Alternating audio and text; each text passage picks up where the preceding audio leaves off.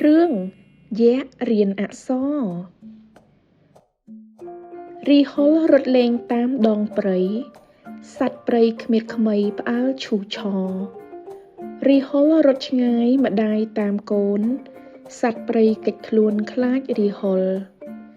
ស្រាប់តែរីហុលមកដល់ភូមិមួយក្មេងៗឃើញរីហុលនាំគ្នាព្រួយពួកគេភ្លេចសៀវភៅមួយកណ្ដាលវាលរីហុលរើសយកសៀវភៅតូចនោះគេហុចជូនម្ដាយតែម្ដាយអានមិនលុះព្រោះម្ដាយរីហុលមិនចេះអាន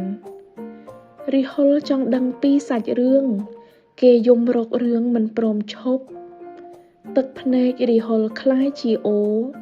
គេយំពីភូមិដល់នគរយំពីព្រលឹមដល់ព្រលប់ឪពុកលួងមិនឈប់គិតដោះស្រាយពួកយក្សប្រកាសរកម្ចាស់សៀវភៅក្មេងៗស្ដាប់ទៅដឹងរឿងជាក់គេដឹងថាយក្សវាយកងឃ្មោះយក្សស្វែងរកឈ្មោះក្មេងក្លាហានកុមារទាំង3ស្គាល់សៀវភៅច្បាស់ក្រោយឮប្រកាសគេរីករាយពួកគេត្រៀមកាយរួចជាស្រេចកុមារទាំង3ចាប់ចេញដំណើរពួកគេចេញទូកតាមអូរទឹកភ្នែកផ្លូវមិនឆ្ងាយពេកពីភូមិស្រុកទូកចេញដំណើរយ៉ាងអង់អាចកុមារទាំង3មិនខ្ចីខ្លាចពួកគេជឿថាអាចអានបានពួកគេមកដល់នគរយក្សពួកយក្សរាក់ទាក់ទទួលភ្លាមរីហុលមិនស្ងៀមតាមលបមើលរីហុលទទួលក្មេងទាំង3កុមារាកុមារីសែនត្រេកអរដល់ពេលត្រូវអានឲ្យយក្សស្ដាប់កុមារីចំណាប់ចាប់អានរឿងនាងអានលើកដាក់សំឡេងយ៉ាងសមសួនយក្សតូចតាមស្ដាប់កុមារីកុមារាគ្មៀតខ្មៃសំដែងតួម្នាក់ទៀតគោះស្គរតាមលំដាប់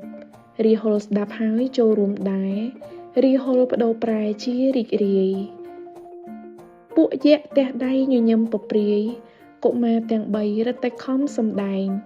ពួកគេរីករាយហួសនឹងថ្លែងរីហុលចូលមកប្រគល់អំណោយប្រគល់រួចហើយគេសុំរៀនអក្សរកុមារទាំង3ត្រេកអរនឹងជួយយក្សចាប់រៀនអានមិនចាំយូរ